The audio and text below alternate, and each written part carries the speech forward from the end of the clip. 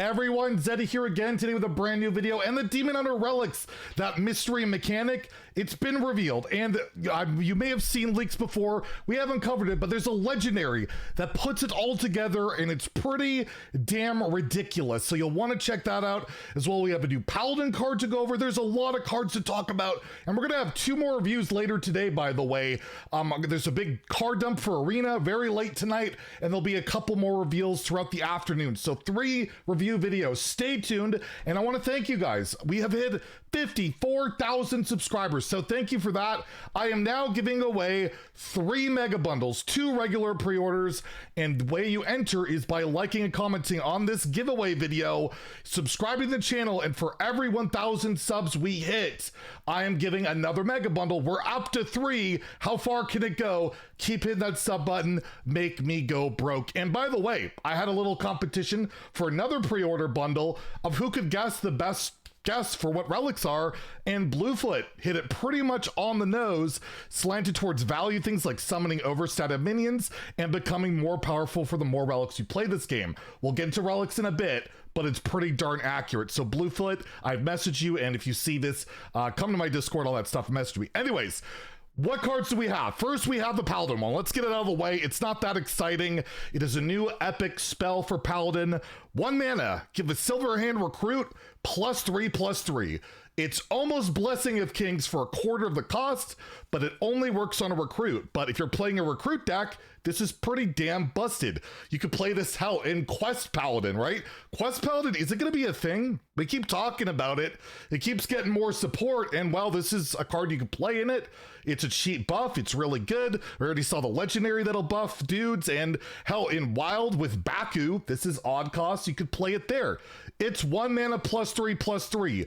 I don't see how this won't see play as long as a dude Paladin deck is good enough, or an odd cost one is good enough in Wild. It's nothing sexy. It's just, well, a ridiculous amount of stats early, and I'm just gonna give it a tentative 3 out of 5 in Standard Wild, just for if it sees that play. Like, it's obviously a good card. It's 1 mana 3/3, but it's only good on a Silver Hand Recruit. Otherwise, it's a dead card. But again, you have your hero power. At the very worst, you hero power, put this on something that's a 3 mana 4/4.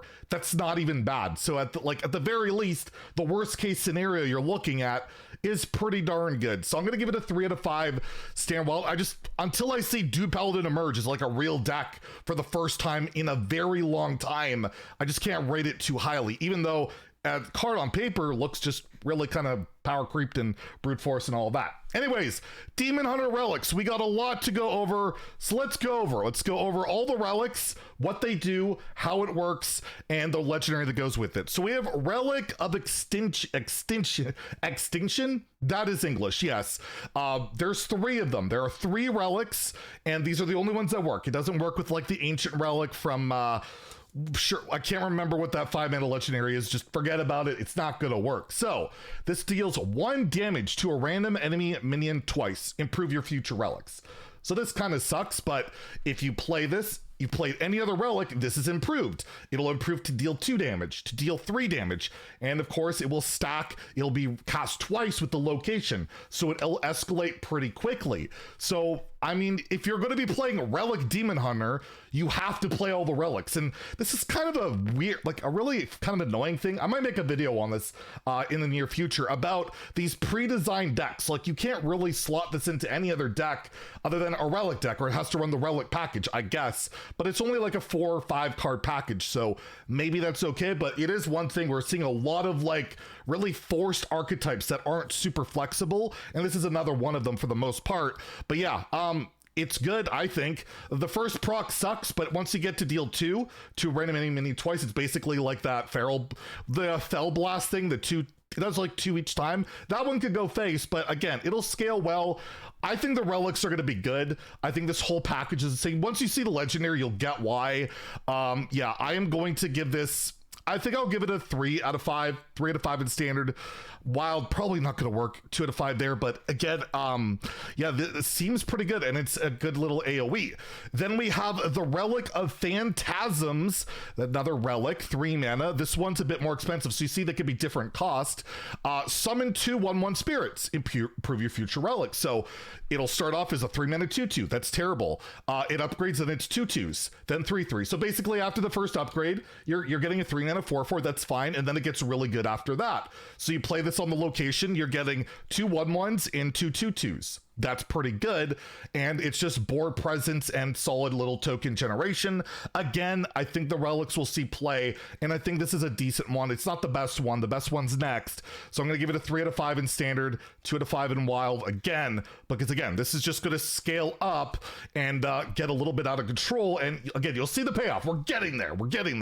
But then we have Relic of Dimension. Skull of Guldan says hello. Draw 2 cards and reduce their cost by 1. Improve your future relic. So the first time you play this as your first relic, it'll reduce their cost by 1, then 2, then 3, then 4, then 5, and then yeah, your cards are going to be dirt cheap. This is going to be Skull of Guldan 2.0. Like, this is probably the card that makes this whole thing worth it, because you're drawing cards, they're getting mana cheap, they're going to be very cheap. By the time you're on turn 5, right?